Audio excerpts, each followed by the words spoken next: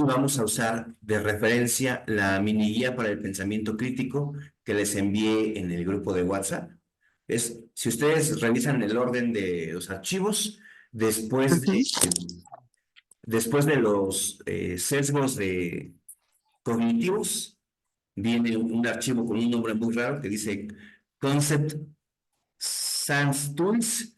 Bueno, ese, si lo abres, dice que es la mini guía para el pensamiento crítico. Conceptos y herramientas, por eso acá en el título está en Y yo inglés. ya los puse en una carpeta y enumeraditos. Excelente, muy bien, muy bien. Entonces vamos a basarnos en este archivo porque es relativamente breve, son 26 páginas. No todas son de texto porque obviamente está para la portada, las referencias y todo. Entonces, lo vamos a usar porque es muy breve y porque es, desde mi punto de vista, bastante certero con la información. Siempre, bueno, ven que hemos leído otros textos y hay partes que me gusta criticarlas. Justamente eso hay que intentar lograr con el pensamiento crítico. El crítico sí es de crítica, de criticar, pero también es de racionalizar lo que pensamos. No solamente pensar así porque sí, sino entender por qué estoy pensando lo que pienso y entender las nuevas ideas que llegan a mí de una forma, valga la redundancia, crítica. Vamos a ver, nos pone aquí, voy a saltarme porque la mini guía, porque no tiene mucha importancia para nosotros. Vamos directamente a el significado que nos dan los autores sobre el pensamiento crítico. Dice que el pensamiento crítico es un modo de pensar sobre cualquier tema, cualquier contenido o cualquier problema en el cual el pensante mejora la calidad de su pensamiento al apoderarse de las estructuras inherentes al acto de pensar y al someterlas a estándares intelectuales. En palabras menos rimbombantes, yo que estoy pensando, cuando utilizo el pensamiento crítico, mi pensamiento va a tener, por decirlo de alguna forma, una mayor calidad. Ujú. Porque ya conocí, por ejemplo, los sesgos cognitivos, soy consciente de mis sesgos cognitivos y al estar consciente de ellos puedo evitarlos. Entonces, las estructuras normales de pensamiento yo las conozco y puedo elevar la calidad de mi pensamiento. Y también someto mi pensamiento y someto mis nuevas ideas a cierto estándar de calidad, digamos. La de, esta idea, por ejemplo, que alguien llega y me dice, mira, contesta esta cadena que me llega por WhatsApp, tienes que enviarla a 10 contactos porque si no, el mundo se va a acabar. Ese estándar del pensamiento es muy bajo. Es un pensamiento que no es reflexivo, que no es crítico, que no estoy analizando la idea concreta, no estoy viendo qué tan realista puede ser la idea que me están planteando. Si yo la creo directamente, mi pensamiento y el pensamiento que estoy leyendo es de baja calidad. Tengo que someterle a cierto estándar para darme cuenta, no, o esto no tiene lógica, no tiene ningún sentido que al enviarle un mensaje por WhatsApp a 20 personas pase algo o no que está subordinado a leyes naturales, que no tiene nada que ver con una aplicación de celular. Entonces ahí ya tenemos qué es voy a repetir, ya después de esta explicación voy a repetir el concepto para ver si queda un poquito más claro, porque lo malo de este texto es que para hacerlo muy breve, tiene palabras muy técnicas. Nuevamente, definición. El pensamiento crítico es ese modo de pensar sobre cualquier tema, contenido o problema en el cual el pensante mejora la calidad de su pensamiento al apoderarse de las estructuras inherentes al acto de pensar y someterlas a estándares intelectuales. O sea, no pienso así nada más, sino sé cuál es la estructura de mi pensamiento y le pongo un estándar de calidad. ¿Por qué? Me voy a regresar tanto con el texto porque dice que aquí hay un problema. Necesitamos pensamiento crítico porque hay un problema. El problema es que todo el mundo piensa. Es parte de nuestra naturaleza.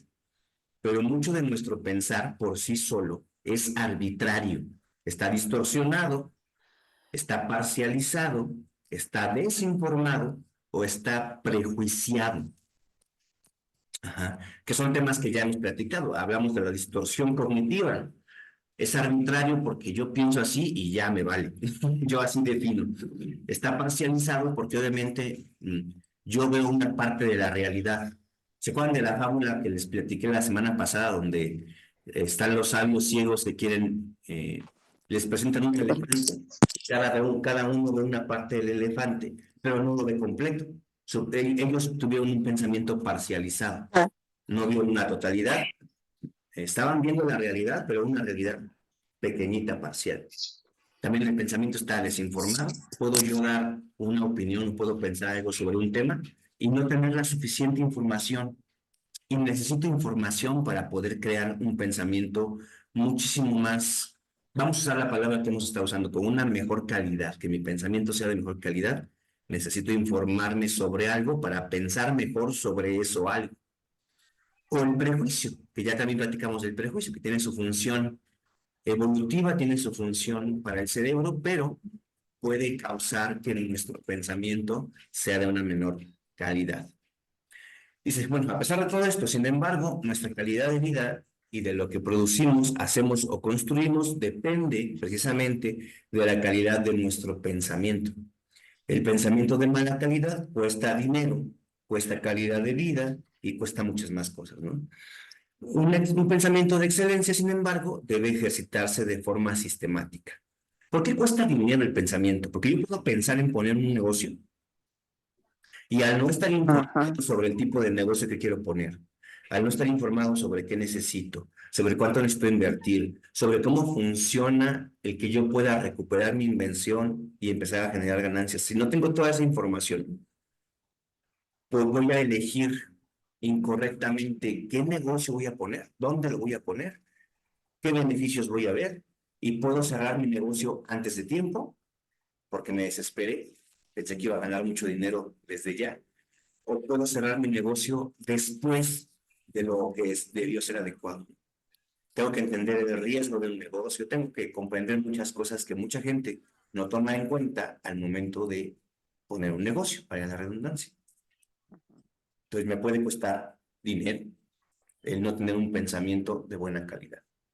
Me puede costar calidad de vida.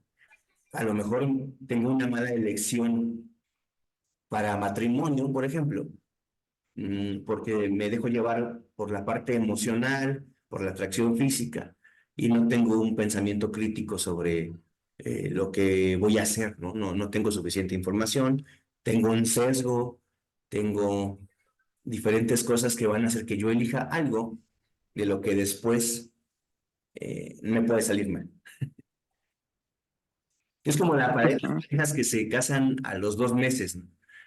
Ahí es una mala elección, ¿por qué? Porque desde la definición, ¿no? No tengo la suficiente información de esta persona en 2 meses como para elegir vivir juntos o no. Entonces, y va a afectar mi calidad de vida. Yo puede que conozca algunos hábitos de esa persona en 2 meses, pero no sé a qué hora se duerme todos los días, no sé si se duerme con la tele prendida o no. Y Mm, ronca. si ronca o no, y todo eso va a influir en mi calidad de vida. Entonces, ahí lo que está faltando es información. Y lo que está sobrando es que hay una distorsión de la información que yo estoy recibiendo por una cuestión emocional, ¿no?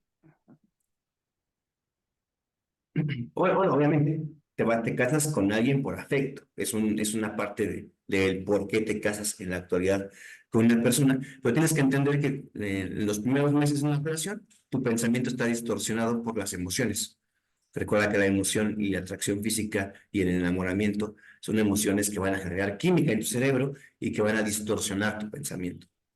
Entonces, si tú entiendes eso desde un principio, disfrutas tu enamoramiento, te la pasas muy bien con esa persona, dejas que pase ese periodo de tiempo y después deciden vivir una vida juntos o no y tener una mayor calidad de vida. Hay mucha gente que se casa y ni siquiera ha platicado si quiere tener hijos o no quiere tener hijos, si quieren vivir Eh, en el mismo lugar o quieren mudarse. Son cosas que a veces no han platicado, les falta información. en este ejemplo. Entonces ya vemos dos ejemplos de por qué el no pensar con buena calidad me puede generar problemas de dinero o me puede generar problemas en la calidad de vida. Como por ejemplo, pasó mucho con muchas, ha pasado mucho con muchas enfermedades, que empiezo a tomar que pelos de elote con arándano y con raíz de jengibre en un té para aliviar el cáncer, ¿no? Entonces, esa decisión con falta de pensamiento crítico puede afectar muchísimo mi salud, mi calidad de vida e incluso mi dinero, mi cuestión económica, porque puedo atrasar un tratamiento médico que después se vuelve más costoso, más riesgoso, con un peor pronóstico para mi recuperación, porque la vecina me dijo que con eso se curó su hermano, su tía o quien sea. Entonces, hay eso que les digo, que juzgar la información nueva que nos llega con cierto estándar de calidad. Muy bien, seguimos. Entonces, ese es el problema, que el pensamiento de mala calidad, lo repito, nos cuesta dinero, nos cuesta calidad de vida, y la excelencia en el pensamiento nos va a ayudar muchísimo a tener mejor calidad de vida, a tomar mejores decisiones.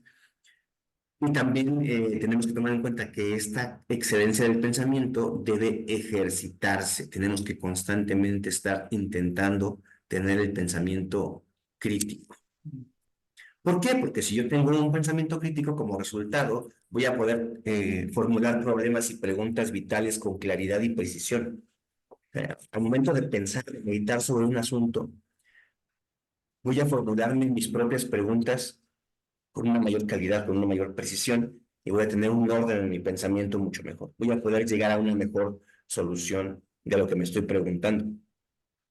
También me va a ayudar a acumular y evaluar la información relevante. Voy a tener una mayor capacidad de abstracción en el pensamiento para interpretar la información de forma efectiva. Puedo llegar a mejores conclusiones, a mejores soluciones, tener mejores criterios de evaluación de lo que estoy pensando como una solución y poder tener un mejor estándar para que mis pensamientos sean más relevantes en mi vida cotidiana. Por acá que decía Sandy, que hoy no va a estar en la reunión.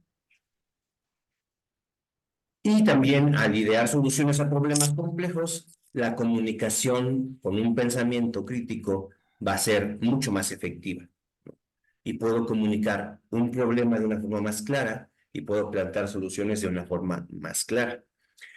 En resumen, el pensamiento crítico primero es autodirigido, lo que les comentaba en la introducción del tema, ¿no? Que yo puedo definir y entender mis propios pensamientos de una mejor forma. También es autodisciplinado, es autorregulado y autocorregido. Aquí esto es muy importante, puedo corregir mi pensamiento. Supone someterse a rigurosos estándares de excelencia y dominio consciente del uso. ¿Del uso de qué? Del pensamiento. Implica comunicación efectiva y habilidades de soluciones de problemas. Esos son los resultados de generar un mejor pensamiento. Por acá Alicia, déjenle escribo, dice que nos ve, pero no nos escucha. Le contesto rapidísimo.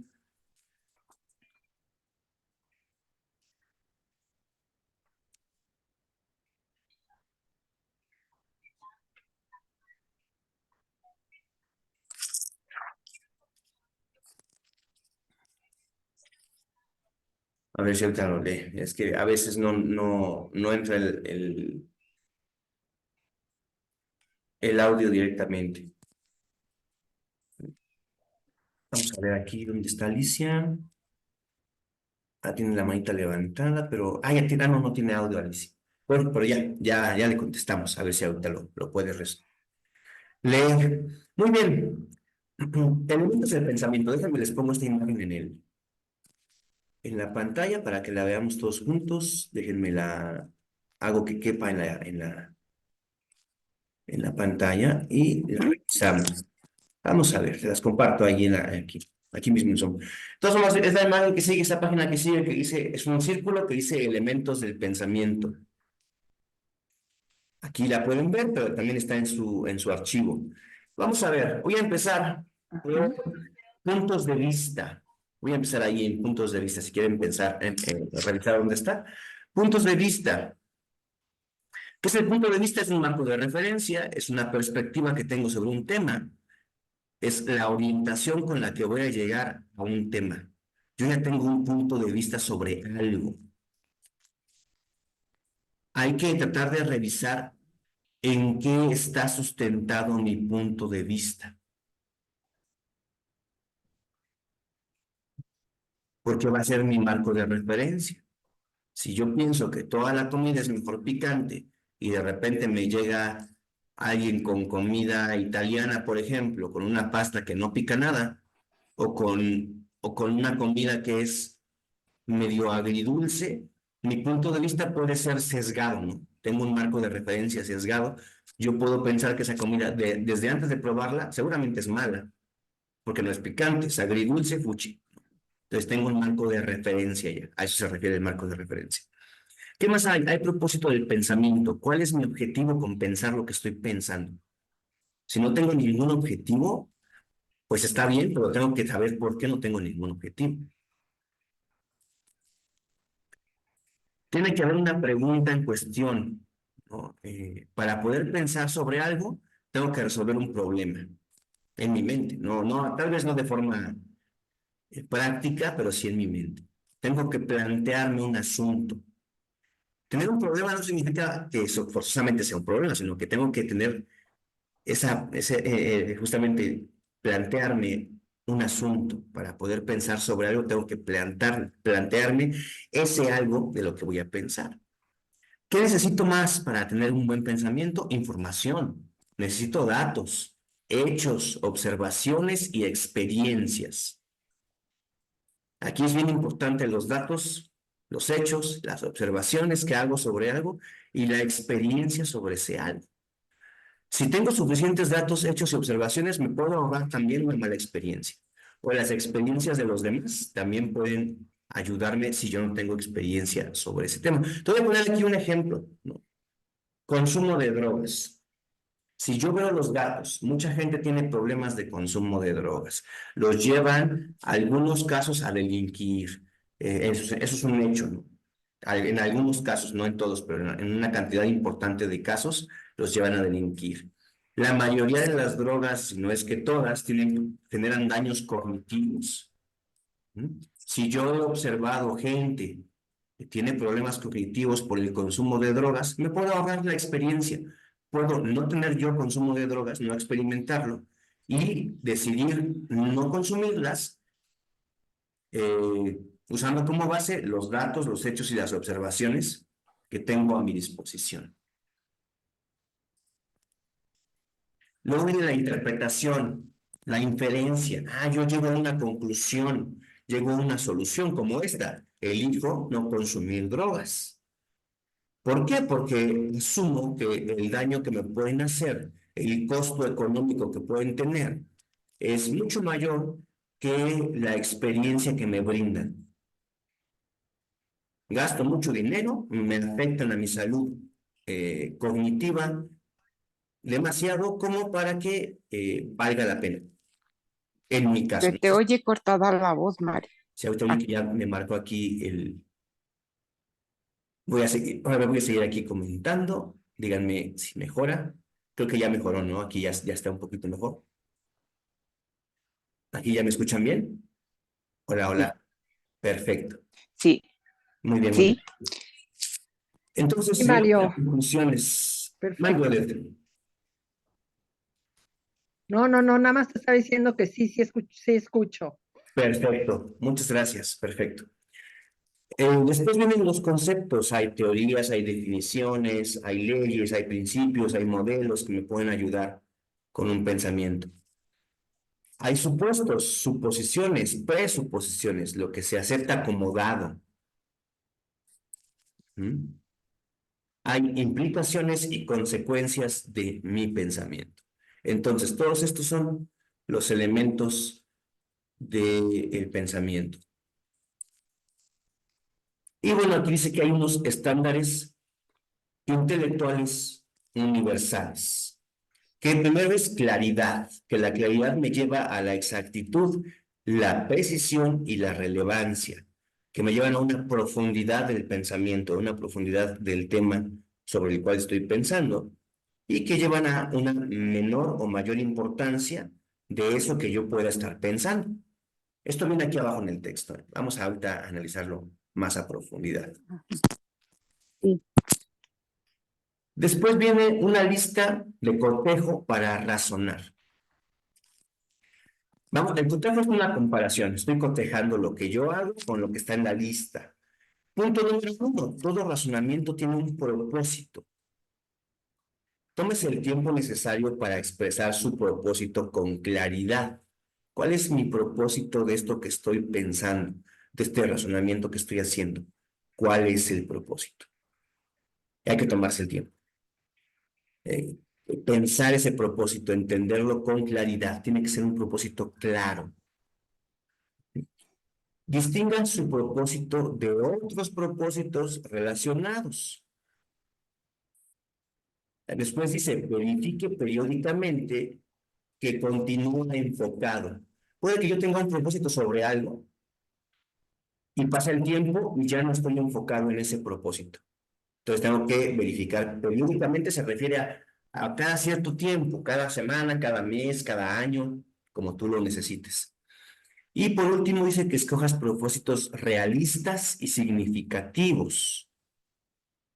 Aquí muy importante, propósitos realistas y que signifiquen algo para ti. Por ejemplo, yo quiero mejorar mi salud, entonces quiero bajar de peso porque últimamente he comido mal y ya me agito al Otra subir. vez se te oye cortada la voz. Se va cortando. A ver, aquí déjenme ver si puedo cambiar mi audio.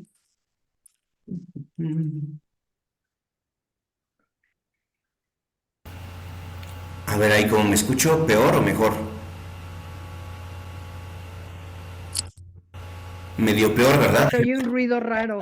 Ah, ya, a ver. Sí, ¿Y ahí? Sí. ¿Aquí está mejor? Ya bien. ya, Ok. Sí. sí.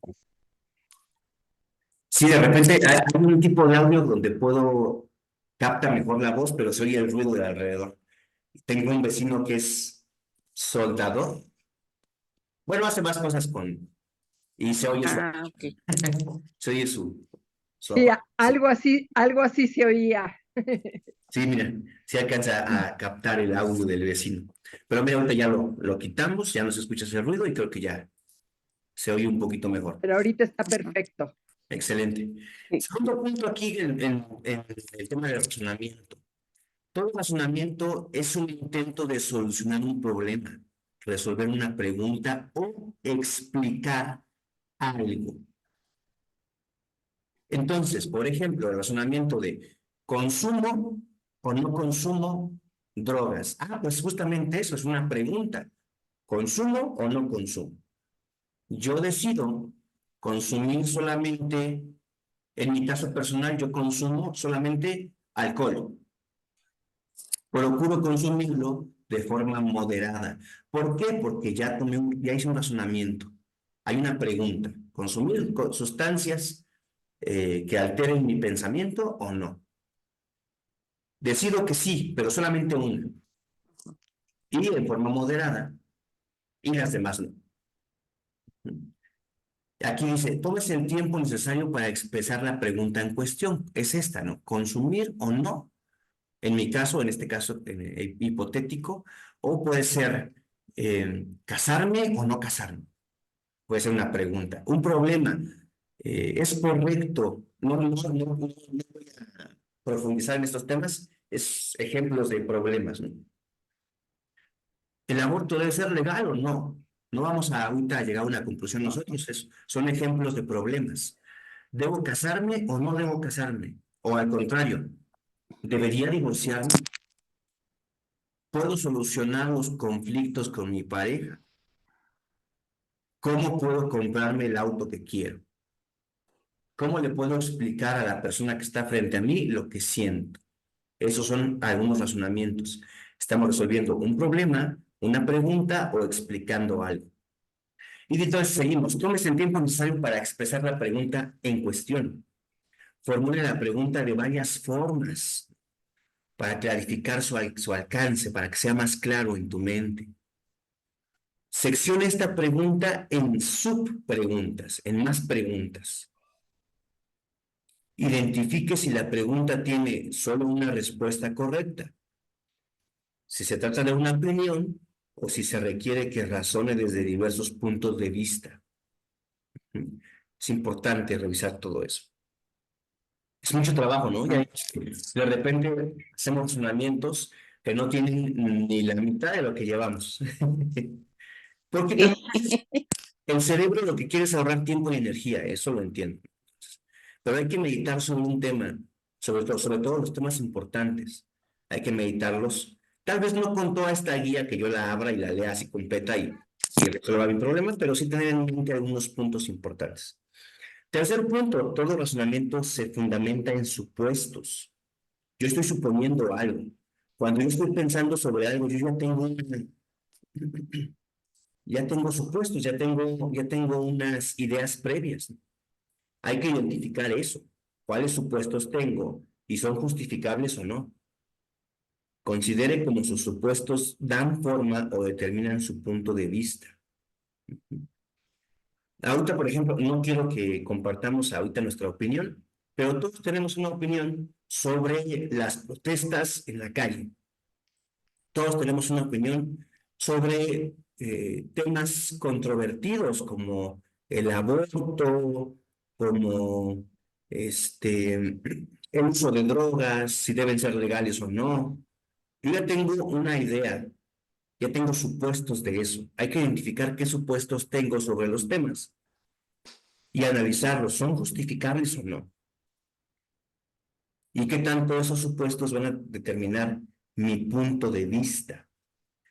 Que nos lleva al siguiente tema, que al final todo el razonamiento que yo hago viene desde una perspectiva, como en la fábula de la semana anterior, ¿no? Que están los sabios, pero son ciegos. Son sabios, saben mucho, pero son ciegos. Tratan de entender lo que les ponen frente a ellos, que es un elefante, y cada uno tiene una perspectiva del elefante. Yo solamente tengo esta perspectiva de la pata, el otro tiene la perspectiva de la oreja, el otro tiene la perspectiva de la cola. Estamos viendo solamente una parte. Hay que entender eso, que siempre cuando hago un razonamiento es muy seguro que solamente estoy viendo una parte de la cuestión. Yo tengo una perspectiva, no alcanzo a ver todo. Hay que identificar, por lo tanto, el punto de vista o la perspectiva que estoy usando. Hay que buscar otros puntos de vista y hay que identificar los puntos a favor del punto de vista contrario al mío y las debilidades que puede tener el punto de vista contrario al mío. Y aquí se esfuerza en ser parcial, más bien yo diría ser imparcial. Aquí hay un error de redacción.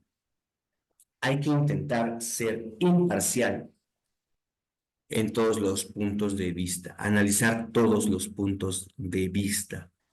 Que justamente, si se fijan, la semana pasada que hablábamos de los sesgos, hay un sesgo que se llama de confirmación. No se preocupen, no hay examen, pero recuerden que hay un sesgo que se llama de confirmación. Es que si yo opino algo a favor de un tema, voy a buscar información solamente que hable a favor de ese tema. Y lo mejor sería buscar información que hable en contra de ese tema, a ver qué puntos de vista dan, a ver qué opiniones tienen, a ver qué argumentos están dando en contra de lo que yo creo que es correcto, por ejemplo, para ampliar mi horizonte, para ampliar mi pensamiento. Probablemente no me van a convencer, probablemente no voy a estar de acuerdo, pero entender su punto de vista me va a ayudar a ampliar mi pensamiento. Y en algunos casos puedo estar en un error y darme cuenta escuchando los puntos de vista ajenos al mío. Es muy importante darme cuenta que me he equivocado, ¿no? O que me han engañado, cualquier otra cosa. Les voy a dar un ejemplo. Pasa mucho, por ejemplo, vaya la redundancia, pasa mucho con las sectas, ¿no? Yo entro a un grupo Y ahorita hay sectas no religiosas, ¿no? Porque nosotros cuando hablamos de sectas pensamos en una religión que se lleva a un grado extremista. Pero hay sectas no religiosas. Ahorita que están de moda el coaching y toda esta cosa, hay coach que hacen su propia secta. Y si yo por alguna Poco. razón llego a entrar a esa secta y de repente escucho opiniones en contra de ese movimiento que estoy siguiendo, puede que me dé cuenta, ah, mira, sí me están engañando aquí y no me había dado cuenta. Y ya pueda retirarme. Ajá. Por eso es que cuando estás en una secta, te prohíben casi casi que escuches información de otros, porque puede ayudarte a ampliar tu pensamiento y no te vas a dar cuenta que te están engañando. Bueno, que las sectas hacen muchas más cosas que te encierran ahí, que no te permiten salir de ahí. Pero bueno, eso es un tema para otro momento. El punto es que yo pueda escuchar puntos de vista que no concuerdan con el mío para que yo pueda ampliar mi pensamiento y en algunos casos incluso darme cuenta que me he equivocado. Y es bien difícil darme cuenta que me he equivocado o es bien difícil darme cuenta que me han engañado. Hay un dicho incluso que dice, ¿no? Que es más fácil engañar a alguien que esa persona acepte que ha sido engañada. Es más fácil que siga diciendo lo mismo que sabe que no es cierto a decir, ay, me equivoqué, sí tenían razón. Entonces es complicado, es un tema muy complejo, pero porque tiene que ver el ego también. Ahorita vamos a ver en este librito que nos va a hablar del pensamiento egocéntrico, pero vamos por pasos. Vamos a lo siguiente. Esfuércese por ser parcial, imparcial más bien, y evaluar todos los puntos de vista. Supongo que aquí lo que quiso decir es ponerte en los zapatos del otro, ¿no? Si vas a evaluar el punto de vista ajeno, tratar de convencerte de ese punto de vista, aunque sea de forma momentánea y ficticia, para entenderlo y así tener mucho mejor la información. Algo muy importante aquí, el punto número 5, dice que todo razonamiento se fundamenta en datos, en información y en evidencia. Es bien importante, si yo voy a comprar un carro, voy a hacer el razonamiento de elegir un auto, déjenme asumo aquí que suena. Si voy a hacer el razonamiento de elegir un auto, necesito datos, información y evidencia. ¿Qué datos?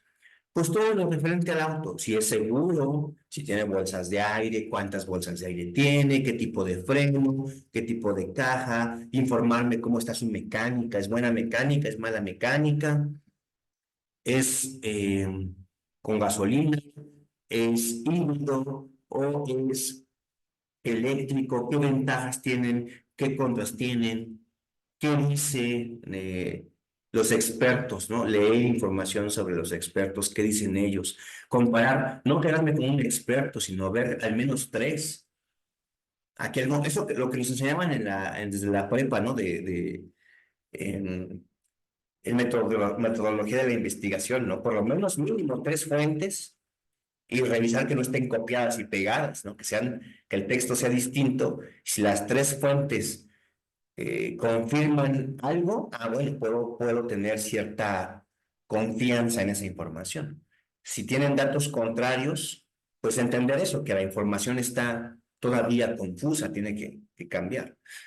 Y evidencias, ¿no? Entonces yo puedo buscar en YouTube, en Internet o en diferentes lados, eh, gente que sube su experiencia con ese auto, ¿no? Si, por ejemplo, a mí me gusta la camioneta que se llama Avanza.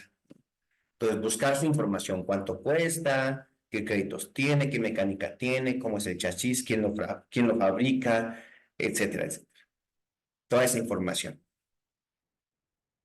Leer lo que dicen los expertos y leer lo que la gente común que lo ha comprado comparte de experiencia sobre eso.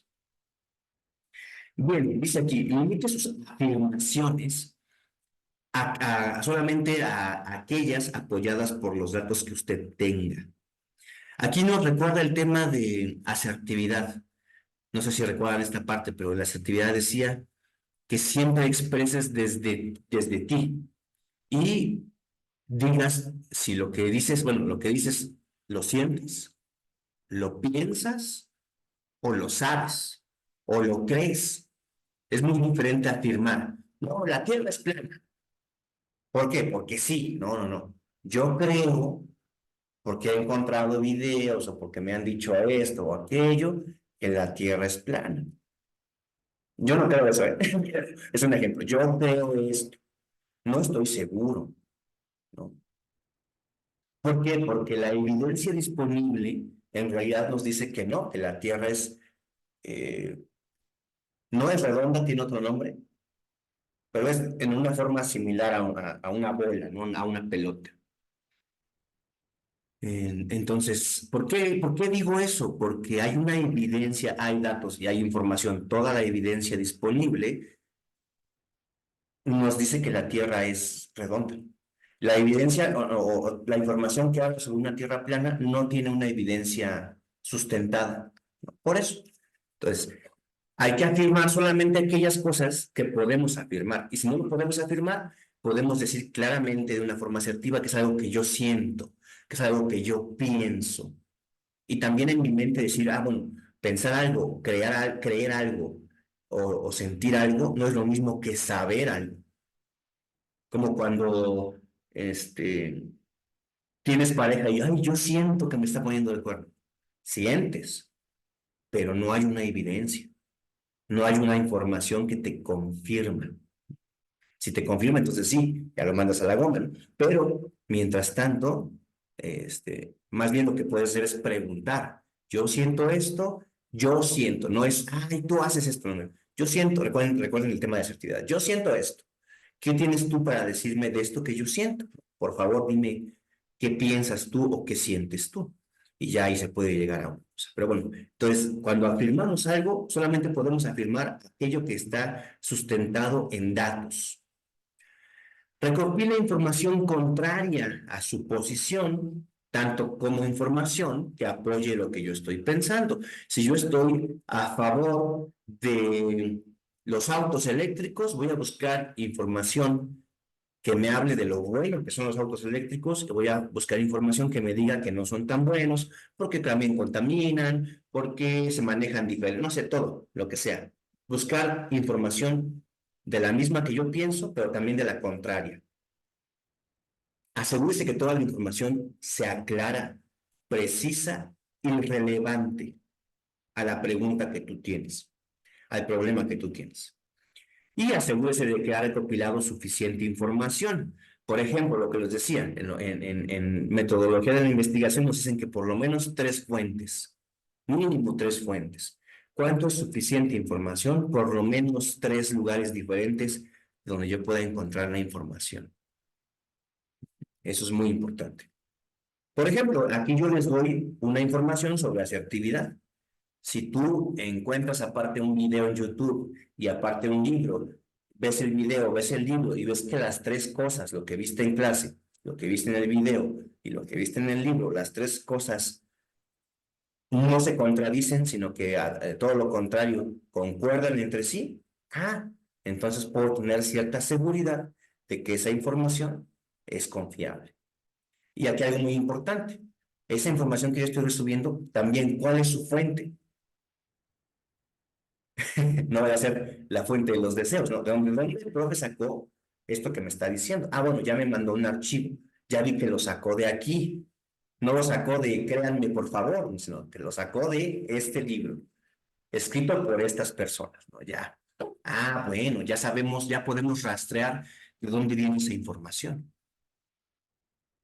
No de la fuente de la plaza, no. De un libro, de un doctor que dijo esto y lo publicó, de un experto. ¿De dónde salió esa información que me están dando? Y aquí algo importante también, toda información se expresa mediante conceptos e ideas que le van a dar forma. Entonces hay que identificar conceptos claves y hay que explicarlos con claridad si queremos explicarlos a alguien más. Pero incluso para poder entenderlos hay que pensarlos con claridad, esos conceptos claves. Considere conceptos alternos o definiciones alternas a los conceptos. No te quedes con una sola idea, amplíate esa idea. Y asegúrese de que usa los conceptos con cuidado y precisión. Te voy a poner un ejemplo. El concepto de falacia Mucha gente lo confunde con el concepto de mentira y no son iguales. Entonces, no estoy siendo preciso. Si yo uso la palabra, si yo uso el concepto falacia, pensando que es igual que el concepto mentira, no estoy siendo preciso. La mentira es cuando simplemente directamente digo algo que no es verdad. Eso es una mentira. Y la falacia es un argumento que parece real y que utiliza afirmaciones reales para llegar a una conclusión que me convenga a mí. No necesariamente es una mentira. Un argumento falaz puede ser mentira, pero no siempre son sinónimos. Pero bueno, es para que usemos conceptos claros y precisos, ¿no? Y todo razonamiento contiene inferencias, interpretaciones que yo estoy haciendo para llegar a conclusiones y que le van a dar significado a los datos que yo tengo. Infiera solo aquello que se desprenda de la evidencia. O sea, llega a conclusiones con base en tus evidencias que tienes. Verifique que las inferencias sean consistentes entre sí. Si yo tengo varias inferencias y yo tengo varias conclusiones, que esas varias concuerden, que no excluya una a la otra, que no sean contrarias. Identifique las suposiciones que lo llevan a formular sus inferencias. ¿Qué suposiciones yo estoy usando? ¿De dónde vienen? Todas las suposiciones que yo tengo en mi mente vienen de algo. Todo razonamiento tiene o fin o tiene implicaciones y consecuencias. Esboce las implicaciones y consecuencias de su razonamiento. Identifique las implicaciones positivas y negativas de ese pensamiento y considere todas las consecuencias posibles. Importantes. Preguntas para poder tener un pensamiento más claro. Aquí viene una lista de preguntas en la página 8. Están buenas.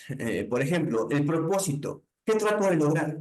Ese es mi propósito. ¿Cuál es mi meta central? ¿Cuál es el propósito de esto? Me va a ayudar, por ejemplo, a cuando elijo comprar algo. Si quiero comprar una computadora, ¿qué quiero lograr con esa computadora?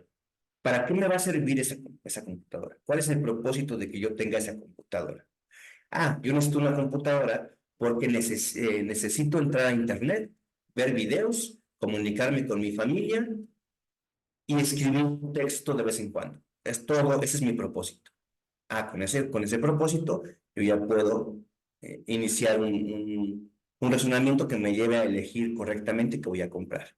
Después viene información. ¿Qué información estoy usando para llegar a esta conclusión? Ah, voy a comprar esta computadora. Ah, bueno, pero ¿qué información? Yo ya tenía un propósito. Necesito una computadora que me ayude a entrar a internet, a estar en comunicación con mi familia y a escribir un texto. Es todo lo que yo hago. No hago nada más. Entonces voy a buscar información sobre ciertas computadoras y voy a elegir la que concuerde con lo que yo quiero y que me permita no gastar tanto dinero, por ejemplo. Entonces, ¿qué información voy a buscar? Información sobre varias computadoras. ¿Esta tiene acceso a internet? Todas. Ah, bueno, todas tienen.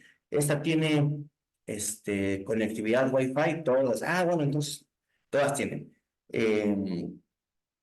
Todas me permiten estar en buena comunicación en videollamada con mi familia. Esta no, porque su tarjeta de video es muy baja y te van a ver mal. Ah, bueno, entonces descartamos esta. Todas las demás sí. ¿Todas usan texto? Sí. Ah, bueno, de estas 4 que quedan, eran 5. De estas 4 que quedan, puedo comprar la que sea. Entonces, porque todas me sirven. Puedo elegir la más económica y ahorrar dinero. O puedo elegir la que me guste más. Puedo usar ese criterio, la que estéticamente me guste más. O la que me haga gastar menos. Yo elegiría ese. Bueno, entonces, esa información es la que necesitamos. ¿Qué información estoy usando para llegar a esta conclusión? ¿Qué experiencias he tenido para apoyar esa información? Ah, yo ya usé computadoras de esa marca, yo sé que es buena. Quiero esa. Esa es la experiencia. ¿Qué información necesito para resolver esta pregunta? La pregunta, por ejemplo, puede ser, ¿qué computadora voy a comprar? ¿Qué información necesito? Saber para qué la uso. ya en el propósito, en las preguntas sobre el propósito, ya supe yo para qué uso la computadora. Ahora tengo que buscar la información de qué hace cada computadora que yo puedo elegir para comprar. De ahí vienen las inferencias o conclusiones. ¿Cómo llegué a esta conclusión? Ah, voy a comprar esta computadora, pero ¿cómo llegué a esta conclusión? Pues porque es barata, hace todo lo que yo necesito y me gustó aparte. Entonces, con eso. ¿Habrá otra forma de interpretar esta información? Me lo puedo preguntar. Conceptos. ¿Cuál es la idea central? ¿Puedo explicar esta idea? Si no sé cuál es la idea central sobre un tema que yo estoy pensando, no sé qué estoy pensando. ¿Cómo puedo, si no le puedo explicar a alguien más lo que estoy pensando, no estoy pensando bien? No puedo ordenar mis ideas. Y aquí, para poder tener un mejor orden de ideas, sugerencia fuera del texto que viene aquí, escriban sus ideas. Si tú las puedes escribir, las puedes pensar mejor. El proceso de pensamiento cuando escribes algo es diferente a cuando simplemente lo estás rumeando en el cerebro, lo estás, vaya la redundancia, solamente pensando aquí en la cabeza. Cuando lo pasas a palabras o lo pasas a palabras habladas o a palabras escritas, el proceso es distinto. Te conviene hacer los tres, pensarlo aquí en la cabeza, después yo lo que haría sería escribirlo, tratar de escribirlo y después tratar de platicárselo a alguien más y que me pueda entender lo que estoy pensando. Aquí hay supuestos. ¿Qué estoy dando por hecho? Hay cosas que yo doy por hecho. ¿Cuáles son? ¿Qué suposiciones me llevan a esta conclusión? Importante saber eso. Si alguien aceptara mi posición, ¿cuáles serían las implicaciones? ¿Qué estoy insinuando? Siguiente pregunta, ¿desde qué punto de vista estoy acercándome a este asunto? ¿Qué punto de vista tengo yo? ¿Habrá otro punto de vista que deba considerar? Seguramente sí. ¿Cuál es? ¿Qué piensa? Preguntas. ¿Qué pregunta estoy formulando? No estoy formulando ninguna pregunta.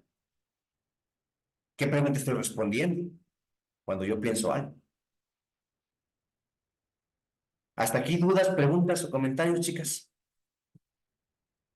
Un montón de información, ¿no? Un montón de información, pero al final es profundizar en mi pensamiento, profundizar en la información que estoy recibiendo. En la vida real tal vez no utilice todo esto, pero sí que tenga yo claro de dónde viene lo que estoy pensando. Y algo muy importante que no pasa en la actualidad, antes de ir con Blanquita, algo muy importante es que de repente me llega una noticia por internet y automáticamente la creo. Y no. Recuerden que necesito una información mínima.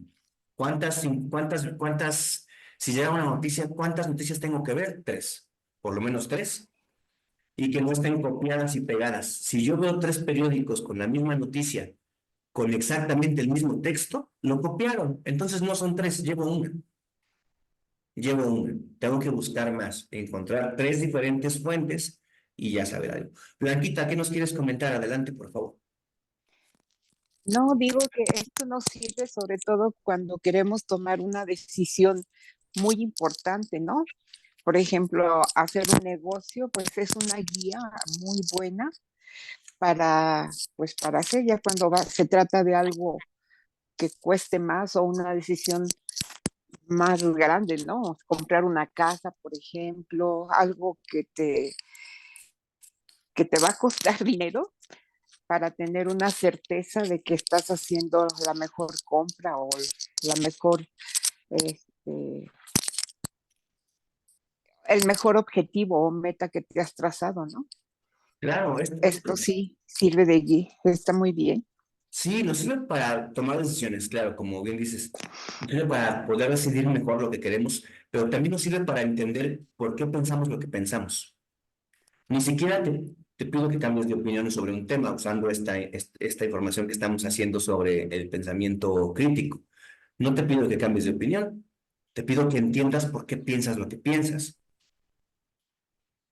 Entonces, sí, primero, la primera ventaja que nos da, como bien dices, es que nos ayuda a tomar decisiones importantes. Nos ayuda a poder tomar una mejor decisión, indudablemente. pero también nos ayuda mucho a simplemente entender por qué pienso lo que pienso. Y a veces me puede llevar a la decisión de cambiar lo que pienso, que también es una decisión importante. Puedo cambiar lo que pienso sobre un tema.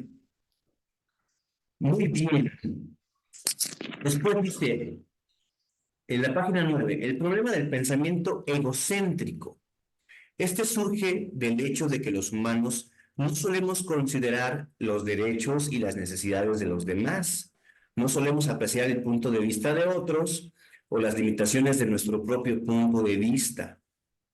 Nos damos cuenta que nuestro pensar egocentrista, cuando nos alistamos, o sea, no nos damos cuenta de esto, tenemos que usar estos mecanismos de pensamiento crítico para darnos cuenta que de repente tenemos un pensamiento egocéntrico. Tenemos que entrenarnos para eso. No reconocemos las oposiciones egocéntricas como egocéntricas. Pensamos que estamos bien y ya no. Entonces, no solemos reconocer nuestra propia perspectiva egoísta. Y hay que ser consciente de ella, ¿no? Hay que saber que nosotros siempre vamos a pensar en función a lo que nos conviene. Viene. Y está bien, pero hay que saber que lo hacemos desde ahí. Está bien. Como humanos, vivimos en un confiado, aunque real, sentido de que sabemos cómo son las cosas y cómo son nuestros objetivos. Entonces nosotros confiamos en eso, en que sabemos cómo son las cosas y pensamos que somos totalmente objetivos, vivimos confiados a eso, pero es irreal. No sabemos la totalidad de las cosas y nunca podemos ser 100% objetivos. A lo mejor hay que entenderlo de esa forma. Pero creemos por naturaleza en nuestras percepciones intuitivas, aunque sean erróneas, en lugar de usar estándares intelectuales al pensar. Usamos estándares emocionales. Aquí dice psicológicos, pero lo podemos pensar mejor, según yo, como emocionales, para determinar lo que creemos y lo que creemos que está bien y lo que rechazamos. Ahorita nos va a plantear algunos ejemplos de los estándares que usamos más y que nos pueden llevar a errores. Les voy a compartir nuevamente la pantalla para que los veamos juntos. De todas formas, eso sobre todo luego más para los compañeros que están viendo la clase posteriormente en grabación. Ustedes tienen ahí su texto afortunadamente, pero porque ustedes son personas muy ordenadas y eso me alegra. Pero bueno, aquí está. Es cierto porque creo en ello. Este es egocentrismo innato, o sea, ya así de fábrica, de nacimiento. Parto de la premisa de que lo que creo es cierto, aunque nunca me haya cuestionado esa creencia. Lo repito, es cierto porque lo creo. Como yo creo en ello, es cierto. Entonces, parto de la premisa de que lo que creo es cierto, aunque nunca me haya cuestionado la base de esa creencia.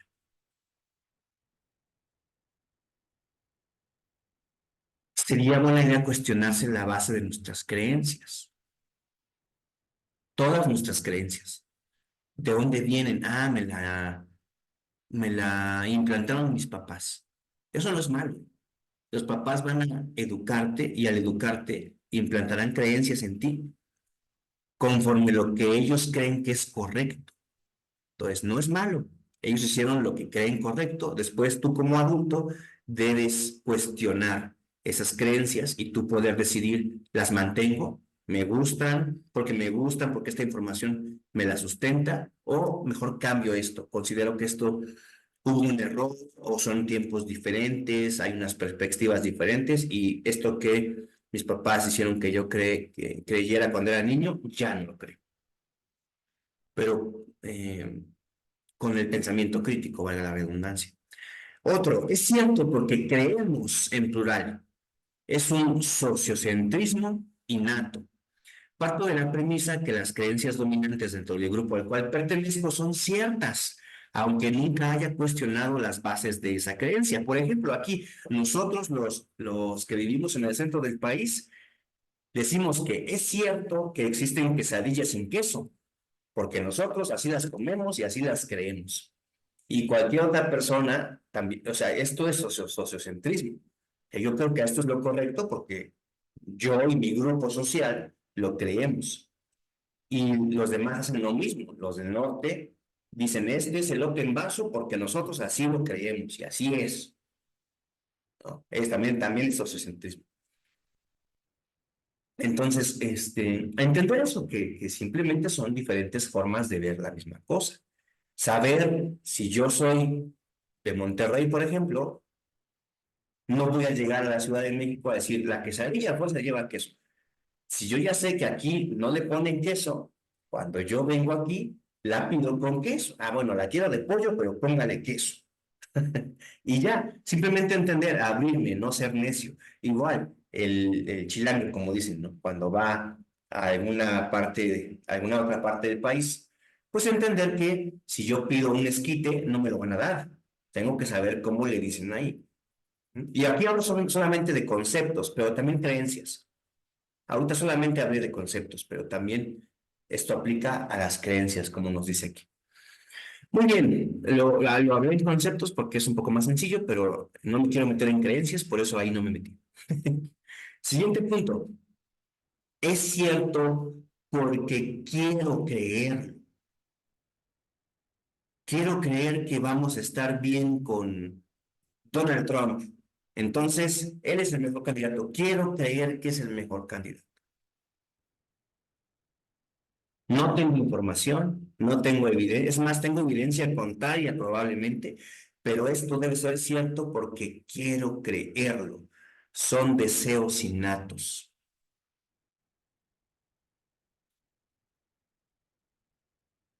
Aquí dice, creo en, por ejemplo, historias de conducta que ponen a mí o al grupo al que pertenezco en perspectiva positiva en lugar de negativa, aunque no haya considerado con seriedad la evidencia de las historias negativas. En otras palabras, yo, por ejemplo, puedo creer como mexicano que en los conciertos de los artistas el mejor público del mundo es el público mexicano. ¿Por qué? Porque gritamos mucho, porque cantamos, hacemos ruido y a muchos artistas no les gusta. Pero nosotros creemos que es lo mejor, ¿no? Que somos ruidosos y fiesteros. Entonces mi conducta como el grupo al que yo pertenezco, lo hacemos. Esto debe ser bueno porque todos lo hacemos. Pongo este ejemplo, no sé si supieron que hace poco, hace unos meses vino Paul McCartney, el año pasado, creo que fue el año pasado ya, vino Paul McCartney a dar un concierto aquí a México. Y los mexicanos siempre pensamos que somos el mejor público y que en este caso este artista Paul McCartney nos ama porque somos el mejor público y cantamos y prendemos luces. Porque en los 90 él en entrevistas dijo, no, es que son sorprendentes los mexicanos, ¿no? Y eso hace que cada vez seamos más ruidosos en los conciertos, por cierto. Yo apenas el fin de semana estuve en un concierto, estaba viendo un artista que nunca escuché. Solamente escuchaba las voces de todos, los miles de gentes a mi alrededor gritando la canción, pero nunca pude escuchar a la cantante porque no me dejaron. Entonces pensamos como grupo que eso es lo bueno, el público debe gritar y emocionarse y cantar a gritos. Y en la más reciente visita de este artista del que hablamos, de Paul McCartney, se le nota incluso hasta molesto. Está de repente así como, hoy hacen tanto ruido que no me dejan hacer mi trabajo. Se le nota molesto y cuando va a Brasil hace mejores conciertos, hace otras cosas que no hizo en México y el público mexicano estaba de, ay, nos traicionó, nosotros somos el mejor público y hay que entender que somos el mejor público a nuestro gusto. Nos gusta que sea ruidoso, nos gusta que sea con mucha emoción y que canten mucho, etcétera, etcétera. Pero la perspectiva de otras personas, de otros grupos culturales puede ser muy diferente. También, bueno, les pongo el ejemplo de Paul McCartney, pero también recuerdo en este ejemplo de cómo pensamos que nuestra forma de actuar como público es la mejor y probablemente no lo piensen todos. Les pongo el ejemplo, hace muchos años ya, fui a un concierto de un cantante cubano que se llama Silvio Rodríguez, no sé si conozcan a Silvio Rodríguez, pero es un cantante cubano, mira, veo que sí lo conocen. Fui a un concierto y dentro de todo, pues el público respetuoso, cantando las canciones un poquito más tranquilamente. Es en el Auditorio Nacional, pues no estás parado, estás sentadito, todo más ordenado, ¿no? Pero ya acabando las últimas canciones, la gente le pedía otra y otra. Ya se había ido, y le piden otra y regresó y cantó otra. Y todo bien. Se volvió a ir y la gente, como 5 minutos, volvió a regresar. Y ya si ya no dijo, en la primera vez regresó, ya, muchas gracias, les voy a cantar otra. La segunda vez que regresó al escenario, ya no dijo nada. Se sentó, tocó la canción y se volvió a ir. Siguieron otra. La tercera vez que salió al escenario, ya con cara de enojado, bueno, ya. Cálmense, toco otra y me voy, pero ya enojado, la tercera vez. Porque nosotros pensamos en nuestro pensamiento como mexicanos. No quiere decir que esté mal, quiere decir que está bien para nosotros. Para nosotros, en nuestro grupo social, es aceptado. Entonces, cuando un artista mexicano sale del escenario y le pides otra, regresa contento, porque tal vez tenga esa misma información cultural en su cabeza. Pero artistas de otros lugares dicen, es que ya dimos un concierto, ya se acabó, pues ya váyanse, ¿no? Entonces, ahí están los ejemplos de esto que nos dice el texto, que es cierto porque creemos eso. Y bueno, otro punto, es cierto porque así siempre lo he creído. Es una autovalidación. Como yo siempre he creído eso, debe ser cierto. ¿Y por qué? Porque tenemos un fuerte deseo de mantener las creencias que siempre hemos tenido, que hemos tenido por mucho tiempo. Aunque nunca se haya considerado si están justificadas o no. Denme un segundo, chicos.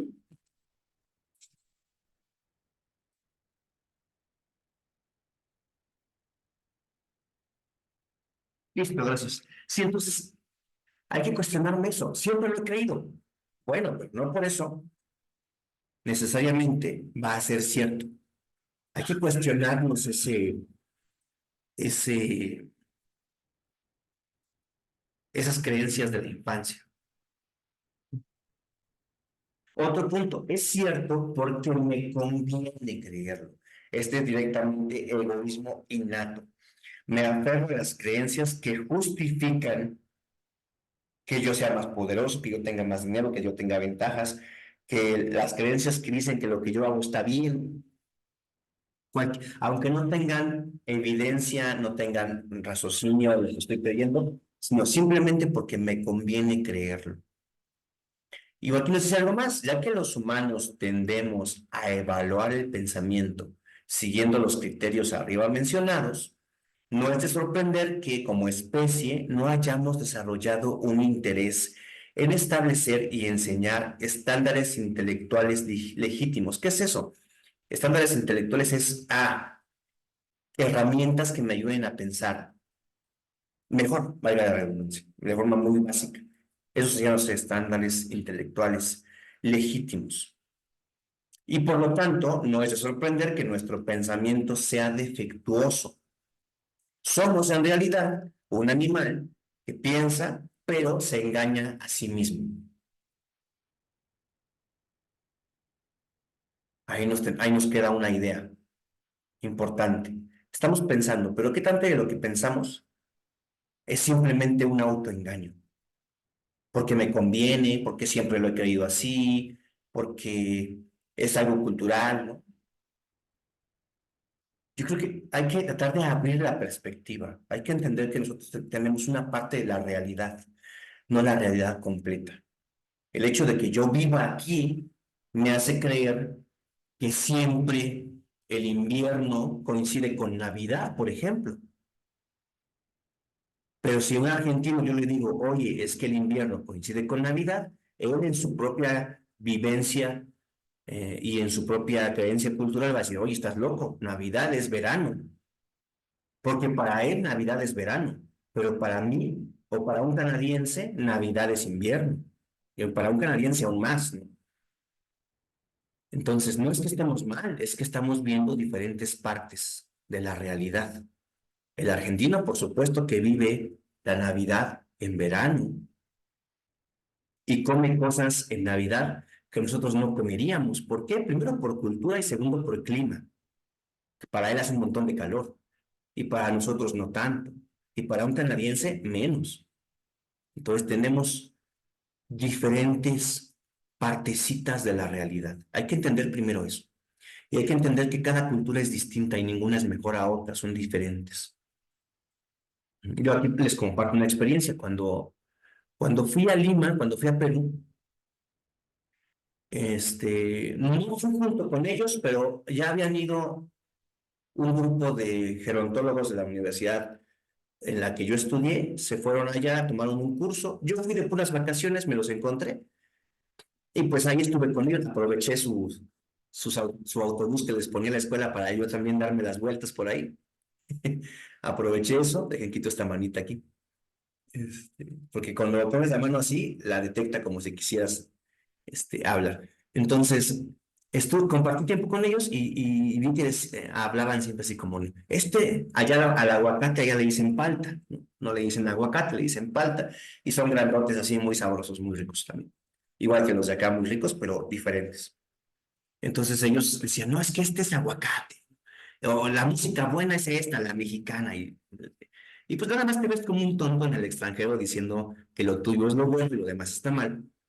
Pues porque en realidad cada quien tiene sus formas, sus culturas, sus formas de ser, sus creencias, sus palabras. Incluso aquí mismo en México estamos a pelea de que si se llaman esquites o si se llama maíz en vaso, ¿no? Por ejemplo. Y no hay que pelearse con las ideas distintas. Si yo estoy aquí en Ciudad de México y voy a pedir un esquite, le digo esquite.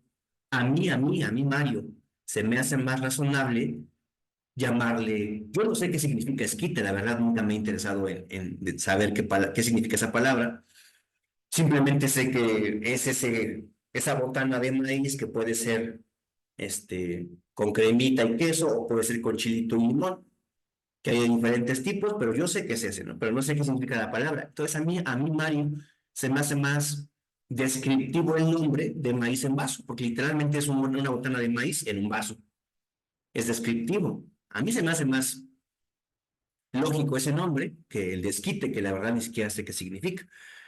Pero yo entiendo que si lo pido aquí, lo pido como esquite. Si de repente voy a otro estado donde le llaman maíz en vaso, lo pido como maíz en vaso. Y ya, no pasa nada. Y hay gente que se conflictúa, que quiere ir de aquí, de Ciudad de México, a cualquier otro lugar y quiere pedir esquite y que le den esquites, y la gente de allá también se enoja y todo acaba mal, ¿no?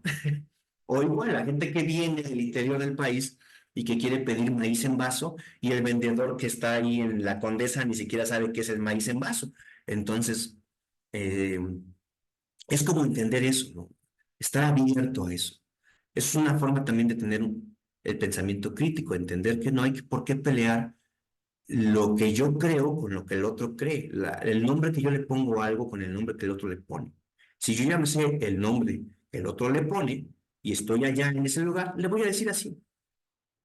Y a lo mejor en una plática con la gente que esté conociendo allá y me dicen, ay, pues allá ¿cómo le dicen a la palta? Ah, pues le dicen aguacate, ay, qué feliz. O allá en tu estado, ¿cómo se comen las quesadillas? Ah, pues fíjate que son largas así, con grasa y sin queso. Puede ser fritas o puede ser no fritas. No, pues aquí siempre son fritas, lo que sea, ¿no? ¿Cómo son los tamales en tu región? No, pues de tal forma. Ay, ¿por qué siempre le ponen un bolillo? No, pues porque nosotros ponemos bolillo, hasta el agua va en bolillo, lo que sea. Es nada más como compartir las diferencias culturales para nutrir, para entender más cosas, no para pelearme con el otro porque le dice, cree que mi tamal no está mal porque el suyo es distinto y viceversa.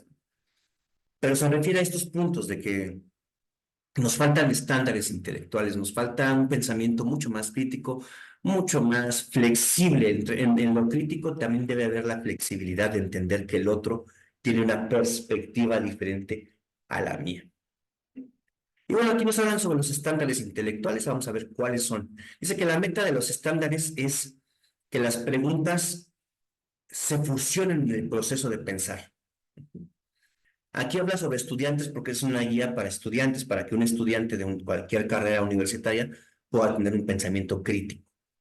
Y a continuación nos va a dejar algunos de los estándares universales. Primero, claridad. ¿Puede explicar o ampliar sobre ese asunto? ¿Qué es claridad? Bueno, cuando me llegue una información nueva, esta información es clara, explica el asunto, amplía el asunto, expresa un punto de vista correctamente, se puede entender. ¿Me puede dar un ejemplo de lo que está diciendo? Si no, ninguno de estos no es claro. No es claro. Y yo cuando quiero compartir mi punto de vista, lo puedo expresar correctamente, amplía el punto del otro, explica su propio punto, ¿puedo dar un ejemplo al otro o no puedo? Solamente pienso algo. Yo he visto muchas entrevistas de gente que está en la manifestación pro lo que sea o contra lo que sea. Y llegan y le preguntan, ¿por qué apoya esto? No, pues porque es muy importante. Háganos un ejemplo de por qué es muy importante. Y no pueden. Porque lo que piensan no lo están pensando. Lo quieren creer. Les pareció bien, está de moda, lo que sea, pero ni siquiera entienden lo que se supone que están pensando muchas personas. Y esto está mal, pues porque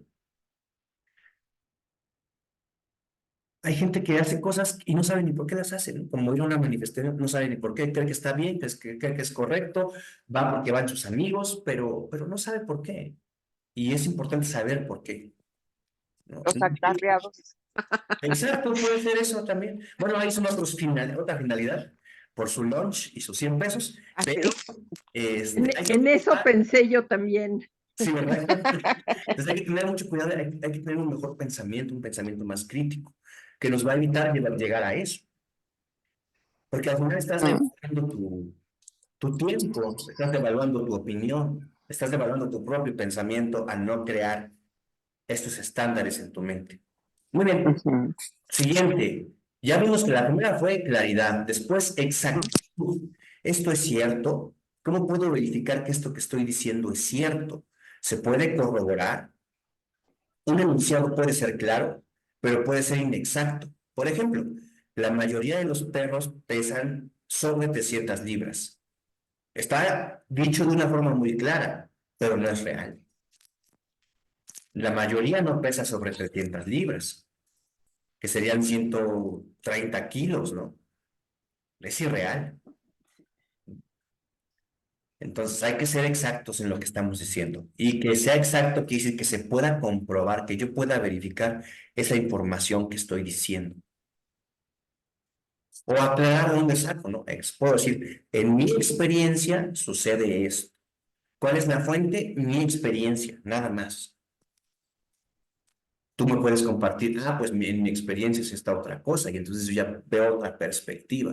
O yo puedo decir, en mi experiencia pasa eso, y alguien me puede decir, mira, aquí está esta información de estadística del INEGI, y tu experiencia está fuera de la estadística. Entonces, yo no estoy diciendo ninguna mentira, lo que yo estoy viviendo es real, pero la estadística dice otra cosa, ¿no? Entonces, puedo ahí ampliar mi pensamiento. Pero hay que ser exactos en lo que estamos diciendo. Ser exacto es que sea cierto y que sea comprobable de alguna forma. Precisión. Puedo ofrecer más detalles, puedo ser más específico. Un pensamiento puede ser claro, puede ser exacto, pero impreciso. Un ejemplo, José tiene sobrepeso. Ok, es claro, es exacto, pero no es preciso. No se sabe cuánto sobrepeso tiene. Puede ser 1 kilo o puede ser 10 o puede ser 100. Entonces podemos decir, José tiene 2 kilos de sobrepeso según el médico o según el nutriólogo. Ujú. Eso ya es precisión. José tiene 5 kilos de sobrepeso según su nutriólogo. Preciso totalmente. A eso se refiere, a que tengas los detalles. Esto está mal. ¿Por qué está mal? Puede que sí esté mal, pero no hay exactitud y no hay precisión, solamente es una opinión. Esto está mal. Si yo digo, esto está mal, drogarse está mal porque la evidencia científica disponible nos dice que altera nuestras capacidades cognitivas. Ya hay un poquito más, ya tengo claridad, ya tengo exactitud y tengo un poquito de precisión. Todavía faltan más datos ahí, pero bueno, ahí van. Ahí vamos entendiendo cómo es el pensamiento. Siguiente punto, relevancia. ¿Qué relación tiene este pensamiento con el problema o la pregunta inicial?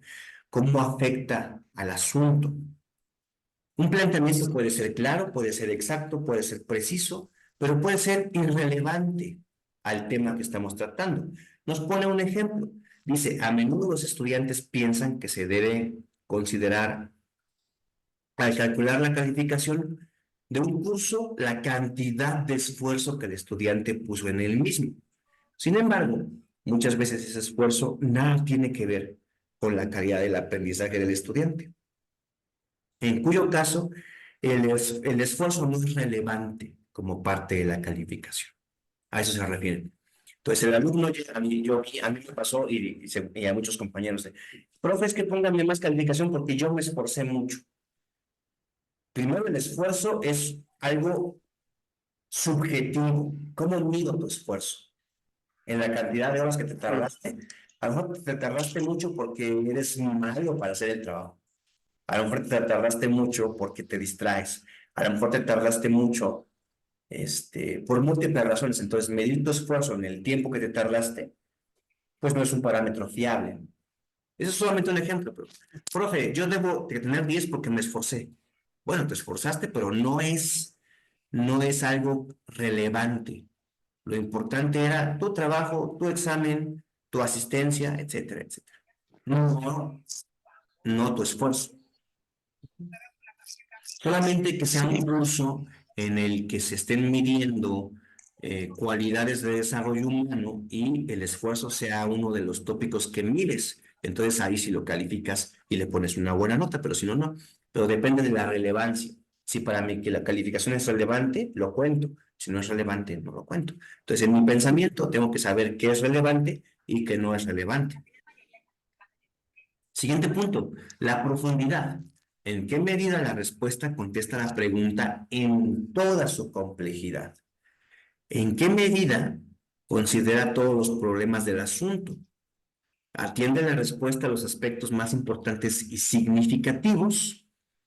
Un enunciado puede ser claro, exacto, preciso y relevante, pero superficial, o sea, poco profundo. Por ejemplo, la frase, diga no a las drogas, que a menudo se usa para tratar de desalentar a los niños y adolescentes de usar drogas. Es clara, es precisa, exacta y relevante.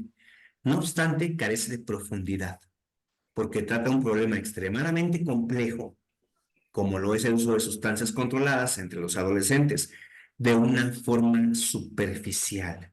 No atiende las complejidades que implica. Esto es algo que pasa muchísimo. Nos falta profundidad de pensamiento. Vamos a profundizar, vale la redundancia, en el ejemplo de las drogas. Mucha gente simplemente dice, la droga está mal, debe estar prohibida y ya. Pero el problema es mucho más complejo, ¿no? Y podemos evaluarlo desde la parte antropológica, desde la parte de ver qué hacen otros animales. Hay muchos animales que les gusta consumir cosas que alteren su percepción. Entonces, nosotros los seres humanos no somos los únicos seres que se drogan. Hay animalitos que buscan frutas fermentadas para estar borrachos y las buscan a propósito. El ser humano a lo largo de toda su historia ha usado sustancias para alterar su conciencia. Mande, Blanca. No, no pensaba lo de los animalitos. Sí, busque. Como siempre bueno, como deben ahora, a partir de hoy, con el pensamiento crítico, no te quedes con lo que yo diga, busca información, busca en YouTube, Sí, en Google, busca animales que se emborrachan con fruta o busca, que fue el punto que yo dije, ¿no? Y vas a encontrar expertos que hablen del tema, que pueden el que tema. confirman lo que yo te estoy diciendo o puede que digan, no es cierto, ese profesor está loco. Pero lo importante es siempre la información que te llegue, por ejemplo, ahorita que te llegó esta información que te sorprendió, Sí, compararla con otras informaciones. Compararla.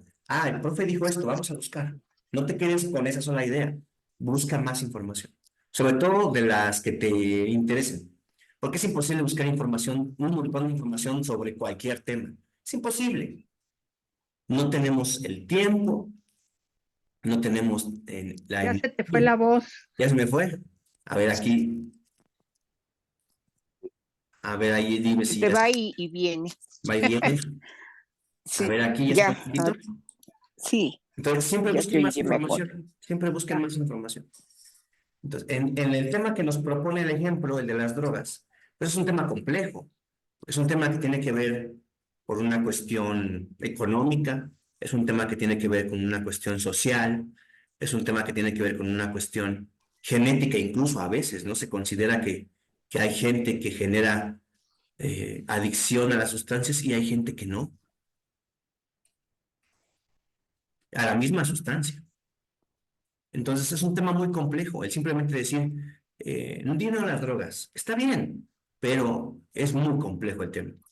No se puede solamente prohibir la droga, se tiene que trabajar de diferentes formas. Por eso es que en la actualidad tenemos un problema enorme, porque solamente se ha prohibido, pero no se ha analizado el tema a profundidad.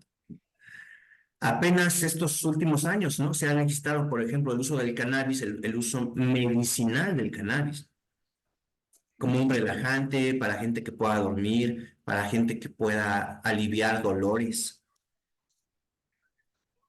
Y no se podía usar porque simplemente estaba prohibida la sustancia. Y ahora que ya se puede Oye, usar, Mario, sí, adelante. una pregunta. Es que dicen que también el hecho de que en el plan medicinal se use la marihuana, también el organismo se acostumbra a la sustancia, aunque sea una pomada, por ejemplo, y pues sí, como que para estar bien te vas a tener que estar poniendo esa pomada por siempre o siempre que te quieras sentir bien, o sea que de alguna manera el cuerpo se está habituando a una sustancia. ¿Tú crees que sea verdad? Sí, no. Depende de cómo utilices la sustancia, depende de cómo la utilices. Ujú. En el tema medicinal, la sustancia que viene en la marihuana, no me acuerdo Sí. exactamente cómo se llama, la extraen y le quitan Ujú. los efectos alucinógenos que tiene, opioides se llaman, los efectos opioides que tiene, se los quitan. Y por ejemplo, cuando tú compras un medicamento que tiene, no recuerdo cómo se llama el nombre de la sustancia específico, pero que tiene este extracto de esta droga y se usa solamente para analgésico, Ujú. para aliviar el dolor.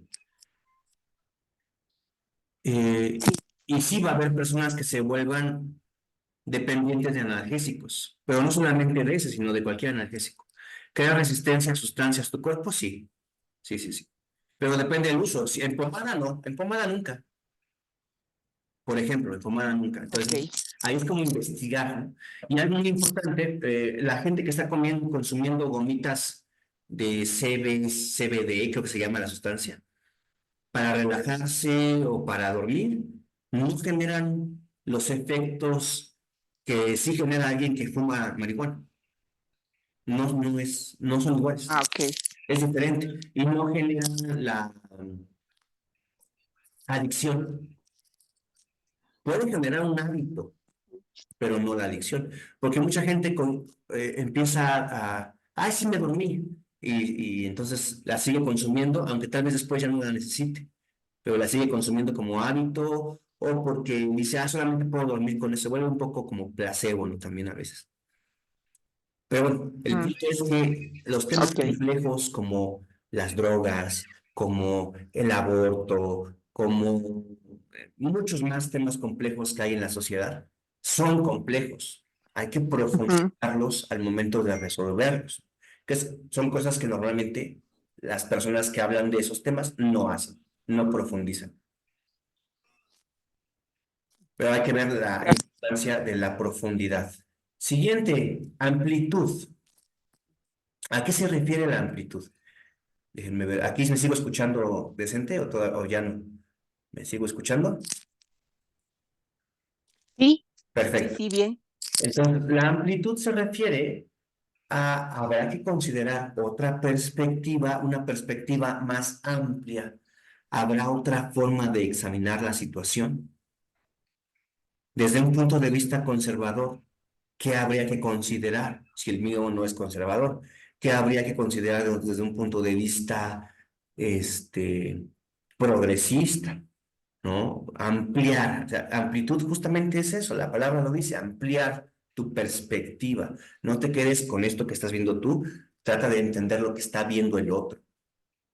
Una línea razonable perdón, una línea de razonamiento puede ser clara, exacta, precisa, relevante, profunda, pero carecer de amplitud. Por ejemplo, un argumento desde un punto de vista conservador o liberal que profundice en un asunto, pero se limite solo a un lado. Casi siempre sucede así, ¿no? Hay que tener cuidado, hay que tratar de buscar amplitud. Siguiente, la lógica. ¿Tendrá esto lógica? Hay que siempre analizar si lo que se dice, lo que se lee, lo que se entiende, lo que se está aprendiendo tiene lógica. Cuando pensamos, ordenamos una serie de ideas. Cuando las ideas combinadas se apoyan entre sí y tienen sentido, el pensamiento es lógico. Cuando las ideas combinadas no se apoyan entre sí, se contradicen o sencillamente no tienen sentido, es que no hay lógica. Pasa mucho en la actualidad que hay muchos discursos de muchos grupos sociales que no tienen lógica, que ellos mismos se contradicen muchas veces. No tienen lógica. Deberían compaginar, no pueden chocar, porque cuando chocan, lo repito, no hay lógica. Y aquí nos da un resumen de lo que ya vimos. Bueno, aquí nada más nos faltan dos cosas que no vimos. Importancia, nos falta importancia. ¿Es este problema importante? Es el más importante que hay que considerar. ¿Es importante o es superficial? ¿Qué tan importante es esto que estoy planteando, esto que estoy pensando? Tal vez no sea lo más importante, tal vez no sea lo más prioritario. ¿Es esta la idea central en la que hay que enfocarse? ¿Cuál de estos datos es el más importante? Te voy a dar un ejemplo. En México, por ley, creo, me parece, si no recuerdo mal, está prohibido decir minusválido.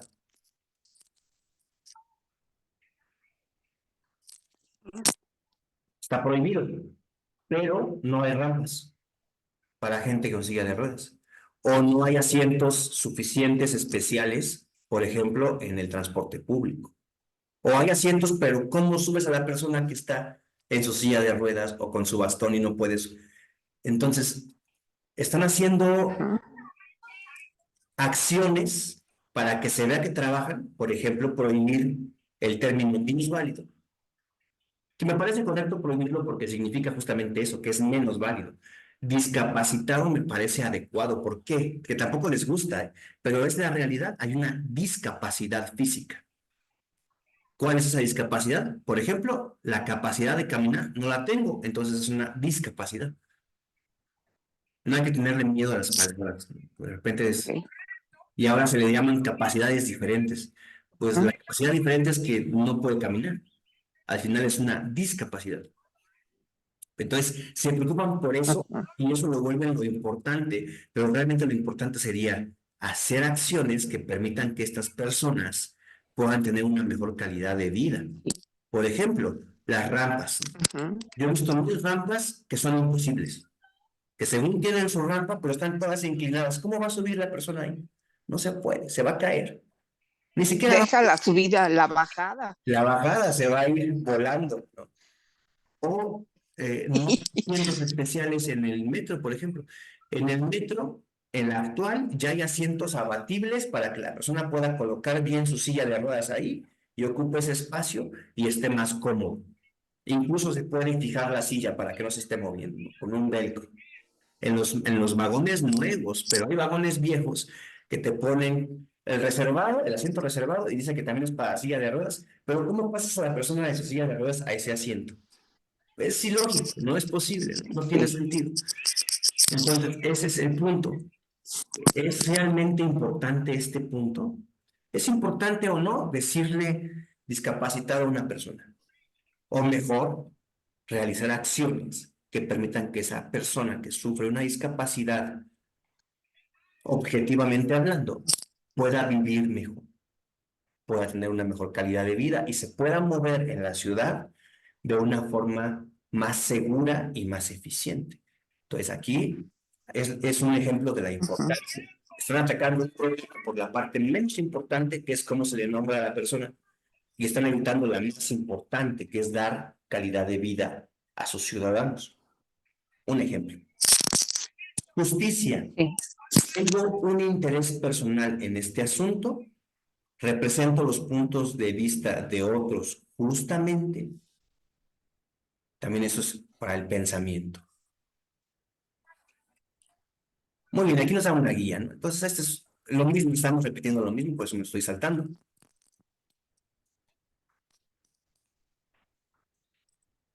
Y nada más, lo que me estoy saltando ahorita es para no repetir. Ok, este sí, este no lo hemos visto, se los comparto aquí en la pantalla. Me voy a ir a la página, es la página que trae el número 15, la página 15, hasta allá me salté. Todo lo que me salté es porque son ejercicios sobre lo que ya platicamos. Lo repito porque creo que se escuchó medio mal. Todo lo que me salté son ejercicios sobre lo que ya platicamos. Por eso me lo salté. Entonces, si los quieren revisar después, con calma, eso que me salte para que ustedes lo puedan analizar. Pero ahorita me salté justamente porque nos quedan 10 minutos, entonces, para poder aprovecharlos. En esto, lo hago más chiquito para que se vea. Dice aquí características o virtudes intelectuales. Son cosas que tenemos que tener en cuenta al momento del pensamiento crítico. Humildad intelectual. Yo sé cosas, pero hay cosas que no sé. Hay cosas que yo sé que probablemente en algún momento se dieron por ciertas y que ahora descubrimos que no lo son.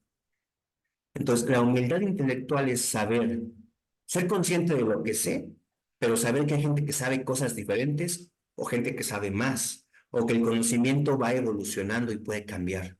Hay cosas que no, ¿no? La física no cambia, pero cambia nuestro entendimiento sobre la física. Eso sí cambia. Entonces, humildad intelectual.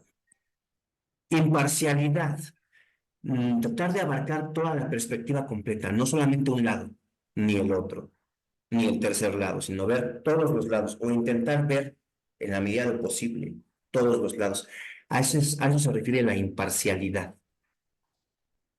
No darle preferencia a una sola cosa, sino abarcar el total para entenderlo mejor. Y de ahí ya puedo tener mi propia opinión porque es válida, pero basándome en información imparcial.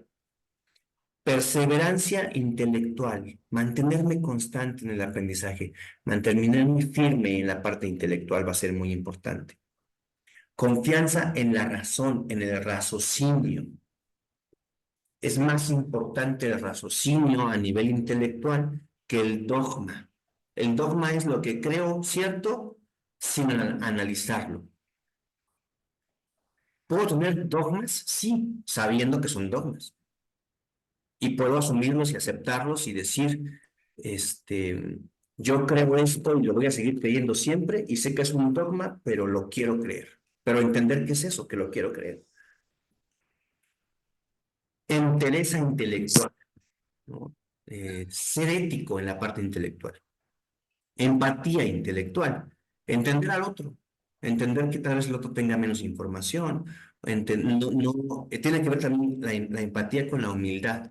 No hacer menos al otro porque tal vez sepa menos, sino entender que sabe menos.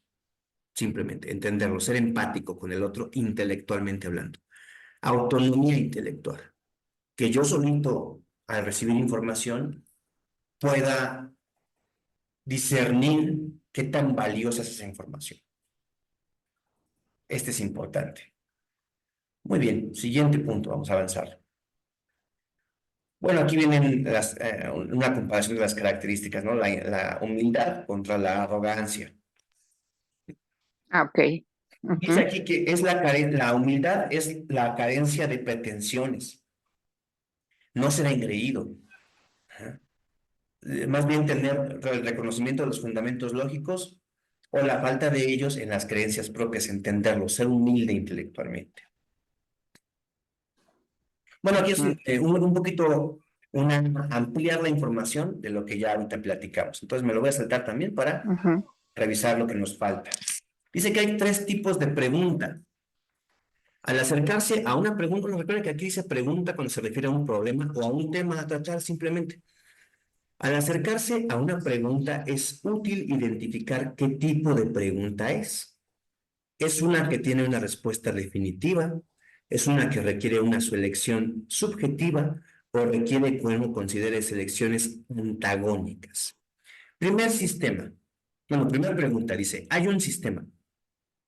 Se necesita evidencia y razonamiento dentro de un sistema. Hay una respuesta correcta y llegamos al conocimiento. Segundo, ningún sistema pide que se establezca una preferencia subjetiva. Como resultado, hay una opinión subjetiva que no puede ser evaluada porque es subjetiva. Tercero, sistemas múltiples exige evidencia y razonamiento dentro de varios sistemas. Hay respuestas mejores o peores. Y al final llegamos a un juicio. Ejemplo del primer sistema.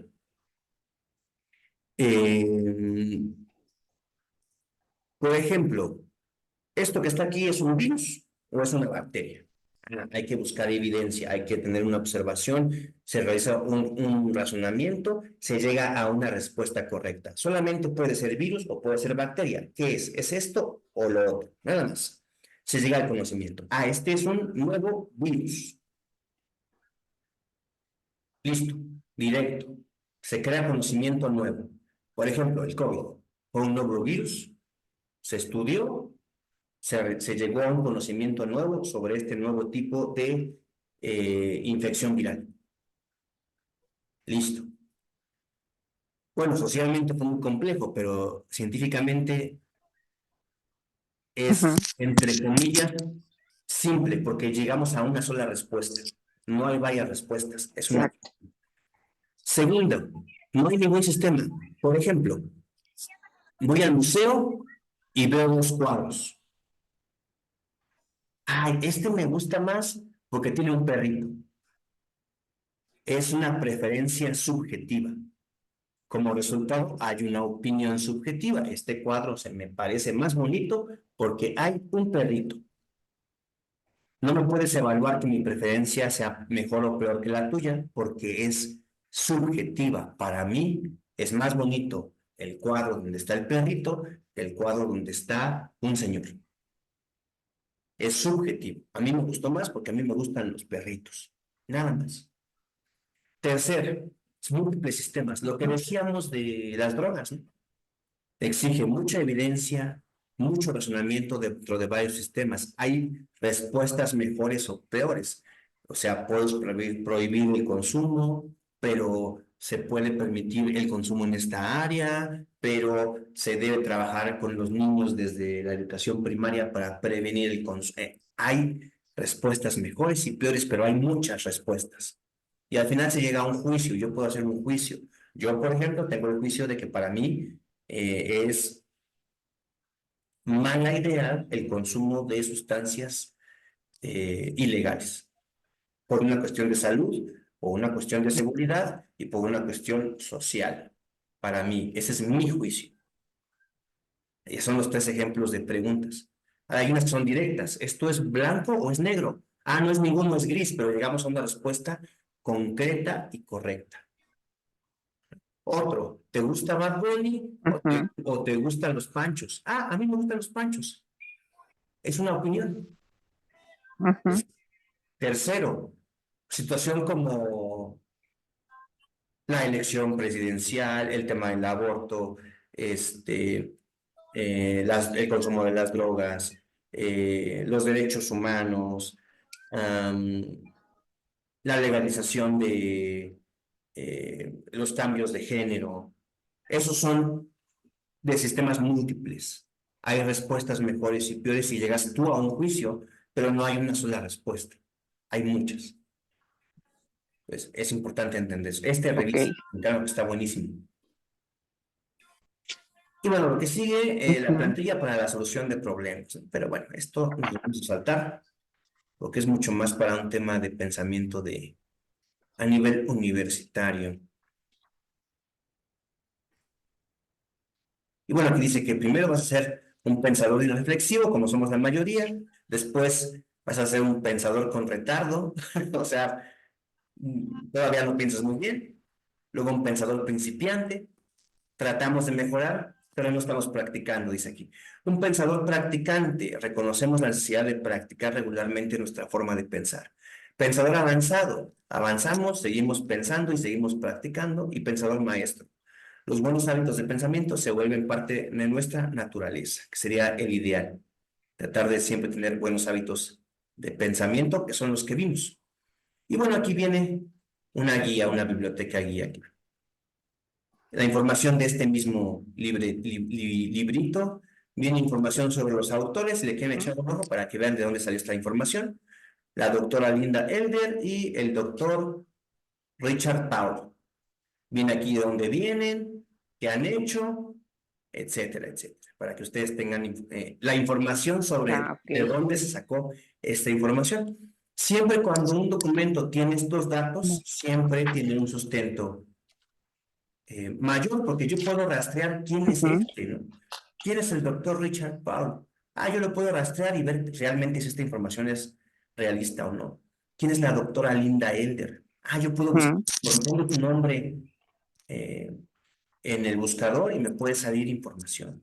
Puedo buscar lo que me dice aquí, dice que es psicóloga educativa, entonces puedo poner Linda Elder, psicóloga educativa, o puedo poner Linda Elder y el nombre de este libro que se supone que ella coescribió, o puedo poner el nombre de este otro libro, o puedo poner, etcétera, etcétera. Y entonces puedo encontrar información sobre ella. Pero cuando te dicen, yo he visto muchos videos y he visto mucha gente que dice, con base en estudios de alguna universidad, llegamos a esta conclusión. ¿Cuáles estudios? ¿Cuál universidad? O con base en una publicación científica, esto es real. ¿Cuál publicación científica? El muy interesante no es publicación científica. Es una revista de divulgación, pero no es una publicación científica. Entonces, vale la pena decir, en un estudio hecho por tal doctor, en tal universidad, se llega a esta conclusión. Y aún así, bueno, se hizo en tal universidad, pero es mucho más complicado que solamente decir, con base a estudios esto. Es más fácil hablar, por ejemplo, de estadística, porque hay datos estadísticos en nuestro país, pues del INEGI, ¿no? La estadística dice que los hombres se suicidan más. Y eso se puede debatir, pero al final la estadística dice, los datos duros dicen, que los hombres se suicidan más. Entonces hay que tratar de tener esa rigurosidad al momento de plantear el pensamiento. Cuando se puede, porque a veces, como vimos en el segundo tipo de pregunta, se trata sobre algo subjetivo. Es como si yo te pregunto, Dedo, te pregunto a ti, Blanquita, ¿qué te gusta más, los tacos o la pizza? Pues a mí la pizza. Pues a mí los tacos. Es subjetivo. ¿Cuál es mejor? Pues quién sabe, en realidad no sabemos. ¿Cómo podemos? Sí. Podríamos evaluar cuál es más nutritivo. Y ahí depende qué tipo de taco, cómo lo preparan, qué tipo de pizza y cómo la preparan. Todo eso lo puedo medir y sí puedo decir, este taco específico preparado así es más nutritivo que esta pizza específica preparada así. Pero también podría ser que esta pizza específica preparada de esta forma sea más nutritiva que este otro taco grasoso, ¿no? Por ejemplo. Entonces, pero hay parte subjetiva y ahí hablamos sobre el tema de la opinión. Entonces, yo opino que, por ejemplo, yo opino que el cuadro que tiene Oded atrás está muy bonito, me gusta. Y a lo mejor alguien puede decir, no, yo opino que está feo, pero es algo subjetivo. Y también se vale. Ahora, la opinión también puede estar sustentada en información. Si a lo mejor Blanca ha estudiado cursos de arte, de pintura, dice, me gusta mucho este cuadro porque tiene esto que me gusta, la perspectiva, la calidad de la pincelada, pues tengo una opinión mucho más formada que simplemente yo llegar y decir, pues está bonito, sí me gustó. Entonces, incluso en las opiniones hay calidades de opiniones. Si tengo mucha más información del tema, mi opinión es más valiosa. ¿Todas las opiniones deben existir? Claro que sí, pero hay opiniones con mayor valor y con menor valor. Y muy bien, chicas, con eso terminamos este punto. Voy a parar la grabación.